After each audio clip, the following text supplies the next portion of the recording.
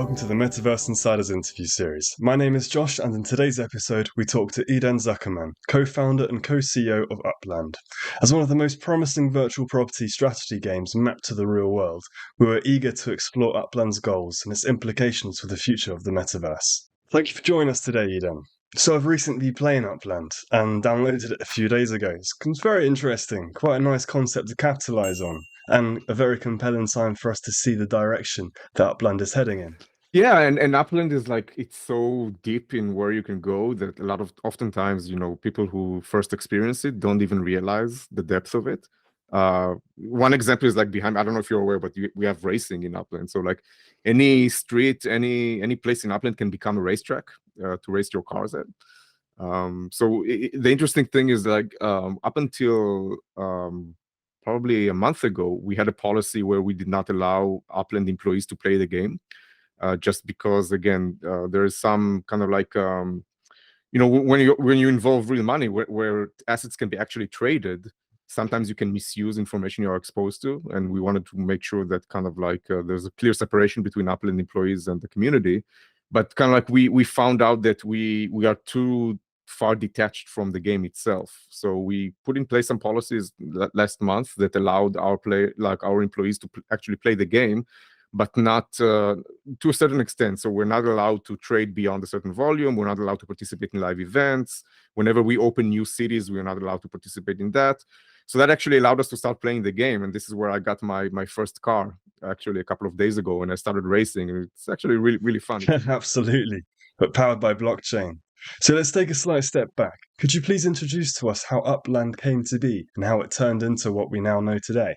Absolutely. So, I mean, we started probably 4 years ago ideating, and kind of like we, as co-founders, we come from a combined spaces of kind of like consumer internet and gaming, and also decentralized technologies, and that kind of like cross-pollination of fields, what resulted in this in what it is today in Upland.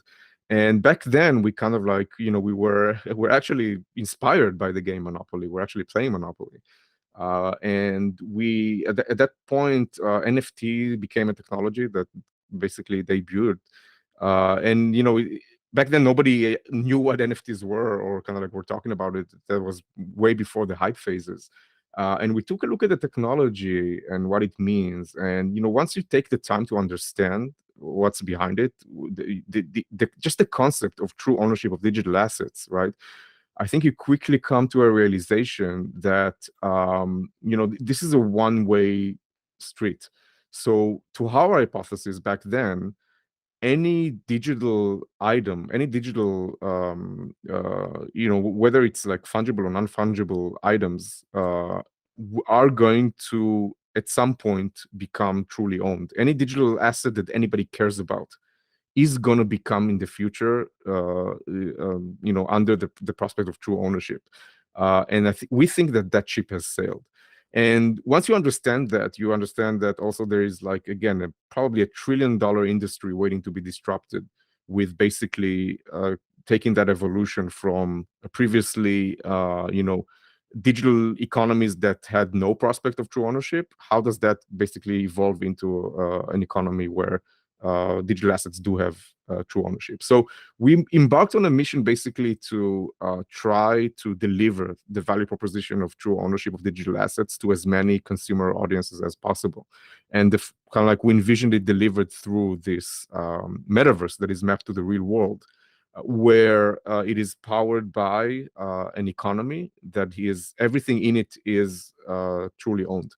Right, so all of our assets in Upland, and this is probably, by the way, also very unique for Upland. If you look at the industry that we operate in, every asset in Upland is born as either a fungible or a non-fungible token that the player truly owns. So it's not like, a lot of other ecosystems, you start out with the assets that are not truly owned, and then you can kind of like export them to OpenSea maybe, and then you can trade them. In Upland, every digital asset is born, a token on the blockchain, be it fungible or non-fungible. And the thing is, because we wanted to bring it to a mass adoption prospect, so we've put some constraints on ourselves. And there are reasons for that. And this is why, for example, you don't see our in-game currency is called Apex. It is a cryptocurrency, but it is not tradable in exchanges, so it is restricted. And there are a couple of reasons for that. The first one is we wanted to create an economy that is protected from outside forces of speculation, right? So we wanted to make sure that everybody who participates in the economy, they are actually interested in participating in Upland and not necessarily just speculate on the currency. But the other reason is we wanted to also maintain regulatory compliance in the US, uh, predominantly in the US and other highly protected markets, because we wanted to make it really easy for the players to come in on board, start kind of like interacting with the game, but then very easily be able to sell each other digital assets that they own directly for fiat currency. So, for example, for US dollars. And this is the ecosystem we've put in place. So today, if you play Upland, you can basically, first of all, that regulatory compliance allowed us to appear in the app stores. So we are now, ever since 2020, we were on the App Store. We are mobile first. You can play Upland on Android. You can play Upland on iOS. You can play it if you want on desktop. And it's very easy to get started on board, but then also interact with the economy directly with other players selling directly for US dollars, right? So it's very easy to onboard and offboard for fiat currency if that's the way you want to do it. And that's something that appeals for, ordinary consumers that are not necessarily crypto aficionados, right? When you play Upland, you don't necessarily know or care that there is blockchain technology behind it, but pretty quickly you find out that, hey, there's true ownership, meaning that the operator, us, Upland, we can't touch your digital assets without your explicit permission, but then that you're also free to trade in an open economy in the game. And this is what people care about at the end of the day. It's the value proposition, right? The fact that you truly own your assets and you're free to trade them without any restrictions. So this is kind of like basically the underlying premise of Upland and how we've evolved. And by the way, this allowed us to get into a position where today we are probably one of the biggest Web3 metaverses, if not the biggest Web3 metaverses in the world, with tens of close to 50,000 daily active users, more than 300,000 unique landowners. And when we have participants, these are real humans, right? There is no incentive in Upland to farm the currency. There's no such concept, right? You are there because you want to come back, you want to connect with your peers, you want to participate in your local neighborhoods, you want to kind of like play in whatever, be it like racing games or treasure hunts or other engagement opportunities you have to do with the community and with the game. Absolutely. It's great to see how you've gamified this experience to make it so accessible to everyone. I was very surprised at how easily I could create an account and jump straight into the world of Upland without having to use my wallet or anything like that. Because many people don't have a very strong understanding or working knowledge of wallet infrastructure. So the fact that you've increased accessibility simply by effectively using Web2 credentials, but by having all this technology behind a blank screen, is fantastic. So going back to your token, I think it's pronounced UPX, or do you have an abbreviation for it? I mean, we refer to it as Apex. So I read that you formed a partnership with the financial division of Leiden Labs, thus how you can exchange UPX for USD. Could you walk me through slightly about how the economy of all this works? Yeah, absolutely. So again, this goes to basically regulatory compliance and allowing players all around the world, but also in the US, to safely and legally participate in this economy. And again, without going into too much details, in the US, if you want to hold proceeds, so if you play Upland now and you want to sell an asset, right? And you choose to sell it when you sell an item in Upland, you can either sell it for the in-game currency for Apex, or you can sell it directly for US dollars. Assuming that you find a buyer, and you can do it in different places called meta ventures in Upland. And again, without going too much into the details, when somebody buys the item for you for US dollars, that means that somebody needs to hold the proceeds you've just made. Let's say you sold it for $50. Those $50 need to stay somewhere, right? Almost like at a bank, until the point of time when you decide to withdraw those funds or use them again back in the game or anywhere else. Somebody needs to keep those funds, right? Almost like a bank. And for that, you need what is called in the US a money transmitter license. And it's something that's not easy to get. So you need to be licensed in each one of the 50 states in the United States. And So that way we rely on third parties that are already licensed, that already serve as a bank, to basically manage those accounts for our players. So this happens in the background. As a consumer, you're not necessarily aware of that. So what you see as an Uplander is that you have a USD balance, and if you sell something for USD, you now see that the balance now is kind of like, loaded with dollars, and then you can choose to do whatever you want with it, either to withdraw it via PayPal, for example, to your personal PayPal account, or use it to buy other things in the game. So in order to do that legally in the US, you need that type of a partner that can offer that service. And this is what we do with Tilia, which is a subsidiary of Linden Labs.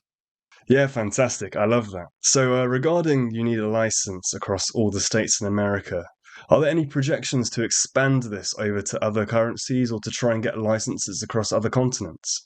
And I know that you were saying earlier that you don't necessarily want to make it available on the blockchain as a whole, but is that a possibility later down the line? Yeah, no, so just to make sure, it's clear that by virtue of being licensed in the US, this service is provided all around the world. So if you play in the UK and then you want to sell your assets, you'll be able to kind of like sell it for fiat, have the proceeds there, and you'll be able to withdraw it in pounds, right? It's not necessarily limited to dollars. So the currency, we kind of like, as a consumer, you're going to see the listings in dollars, right? So we kind of like, if you choose to sell for fiat, you will need to name your price for US dollars, but you can absolutely withdraw it as British pounds as part of the services that Tilia provide, right? So this is a service that is provided worldwide and not restricted to the US. Lovely. That's good to know. So I saw that last month you recently hit the 10 million NFT to US dollar milestone, and that is certain to grow exponentially with the increased availability of more geographical locations. So are you targeting specific locations for people within these places to be incentivized, or does it truly not matter where you are in the world? Yeah, that's a great question. So first of all, you don't need to be physically where Upland is open. So Upland today is open in around 20 to 30 cities around the world, predominantly in the US. But we've in 22 we started expanding internationally, and we opened Rio de Janeiro was our first international expansion. We also had the expansion in Porto in Portugal, where we have kind of like a partnership with FC Porto, the soccer club. Um, so um, so basically, when we expand Upland, it usually happens in either one or two cases. So one is that the economy is growing such that we need to expand the offering for basically to sustain the demand for land in Upland. Because again, one of our missions in Upland is basically curating the economy, which also means managing the balance between supply and demand for properties, right? You can imagine, if we open the entire world now, all of the cities for sale, we would have probably made a lot of money, but that wouldn't be very sustainable for the health of the economy, because that would probably crash the secondary markets for properties. So this is one reason why we would expand Upland. And then the other is if we have a strong brand partner that we identify, for example, such as FC Porto in Portugal, or in Rio, we had recently launched a very cool partnership with the Mangueira Samba School, just in time for the carnival, which just took place yesterday. So it was pretty cool. It was, by the way, one of our first 3D immersive experiences that we launched. I encourage you to come and check it out. If you just go to Rio de Janeiro, you visit the Mangueira Samba School, you can actually open it via a third app, carry your identity as an Uplander, and basically use your 3D avatar to interact with other players that are there in the Samba School, and actually dance Samba, by the way. So it's pretty cool. So these are all also reasons for us to expand new location, and this is also helps us to trying to get these local audiences in onboarding them as new players to Upland. So it's very strategic ways for us and reasons why we would expand. And you asked about the future expansions. We're just this week we're expanding to Sao Paulo in Brazil. So this is going to be another city opening we have, and we have some other cool partnerships that are lining up for there as well. And then again, as Upland grows, more and more locations are going to open up, more and more, also international locations as well. We have a lot of cool plans and a lot of good things to happen with expansions. But again, our promise is it's always going to be happening in a sustainable way.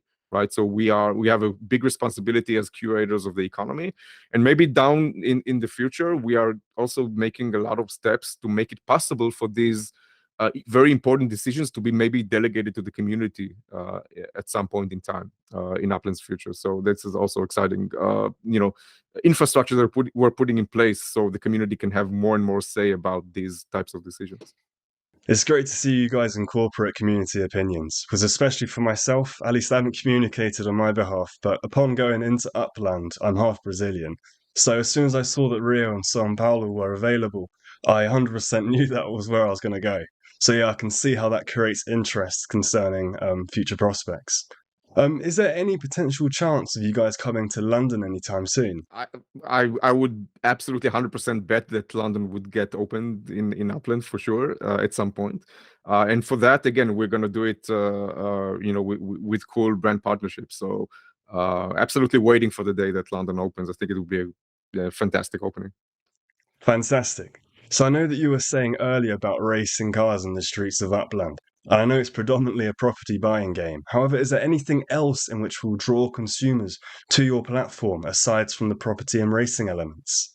Yeah, absolutely. So I think one of the cool things we've done, and it was something we've envisioned from day one, but it has materialized across last year with the deployment of these features, is that we've basically opened up Upland, the entire Upland ecosystem, for third-party developers to actually connect their offerings into Upland. So you could be a Web3 offering that just integrates with our economy and community.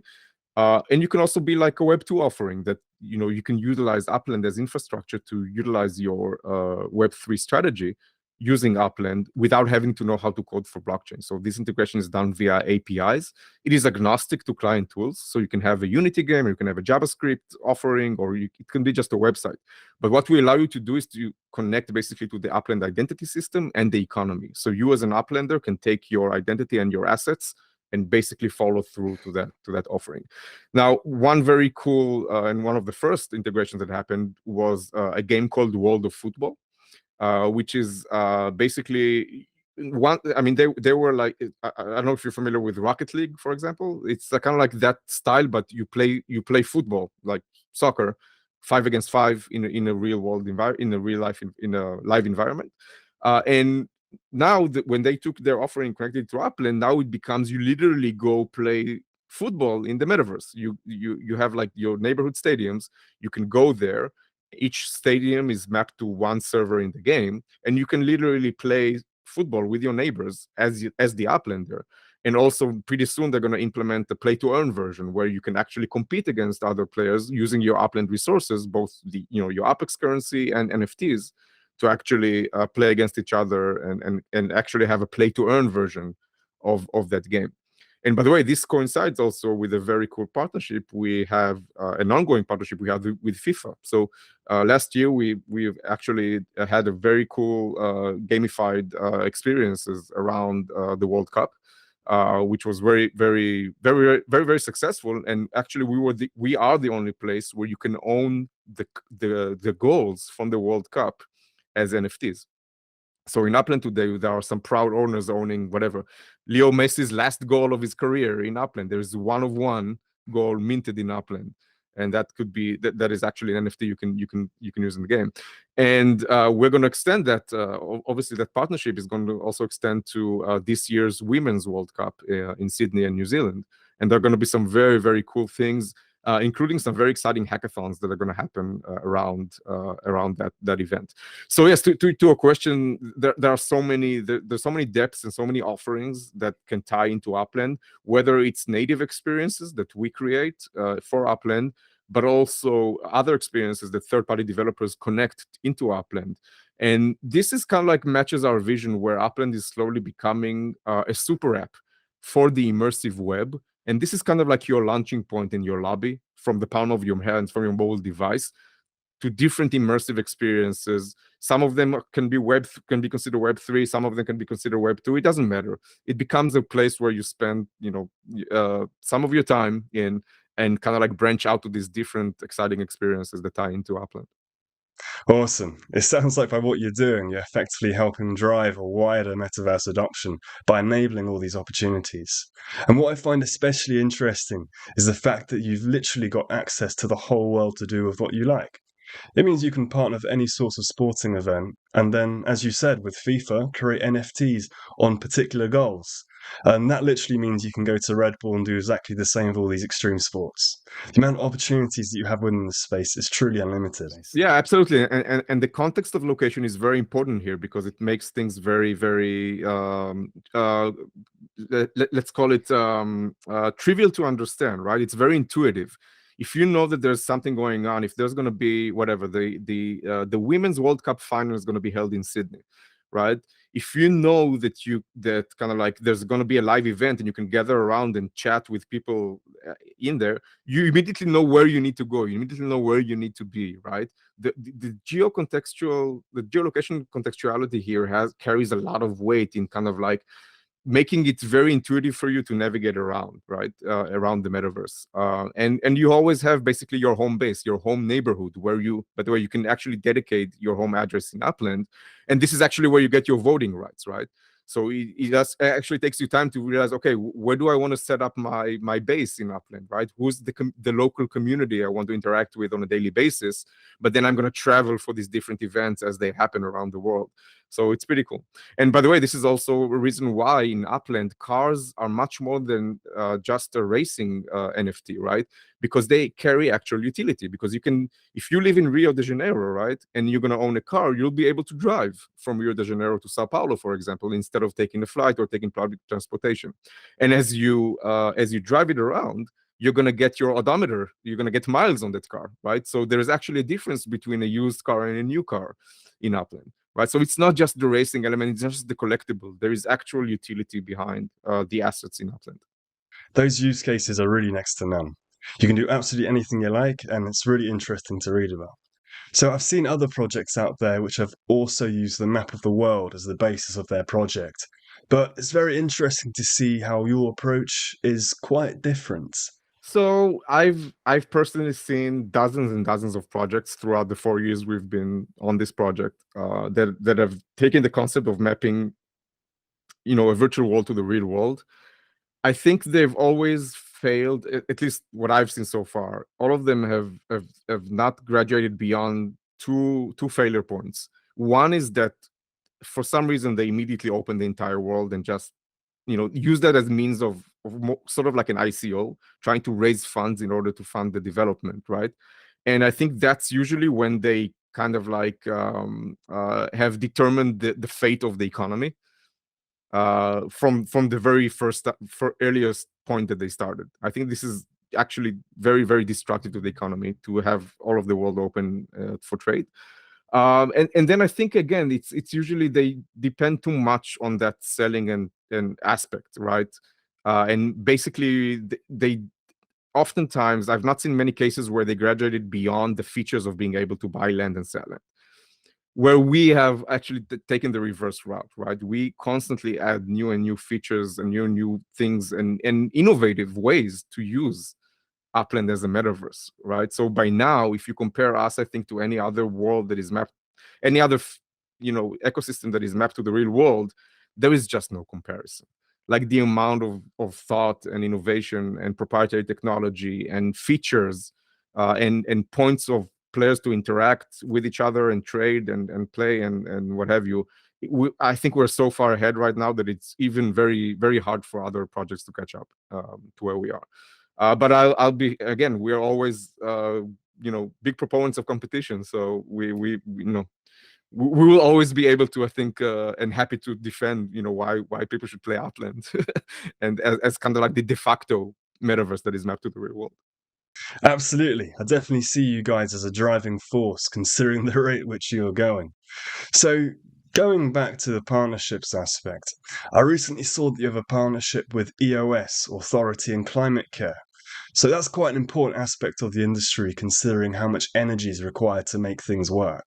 Could you please elaborate on this partnership with me, please? Yeah, absolutely. I mean, we take sustainability really with great concern. I think from the get-go, we chose a blockchain that is proof of stake and not proof of work, which has made, again, we are one of the, I think, biggest project in the world that utilize blockchain transactions. Like the amount of transactions we push on a ongoing basis is like uncomparable to anything else. But it's done in sustainable way just because of the protocol is more sustainable. But beyond that, we've partnered last year with these guys to basically to offset the carbon emissions of the entire EOS mainnet for that year. And these are, we have a lot of sustainability projects that we embark with. And this is something that we're gonna, again, keep doing and on an ongoing basis. Awesome. We really appreciate that. Not many companies of a similar caliber have the same sort of ethos as you do. Well, thank you very much for your time today, Idan. It's been a great chat. Well, that's a wrap for today's episode with Idan Zuckerman, co-founder and co-CEO of Upland. Be sure to follow us on LinkedIn and Twitter for everything Metaverse, and visit the Metaverse Insider.tech for all our content. Thank you for joining us, and until next time.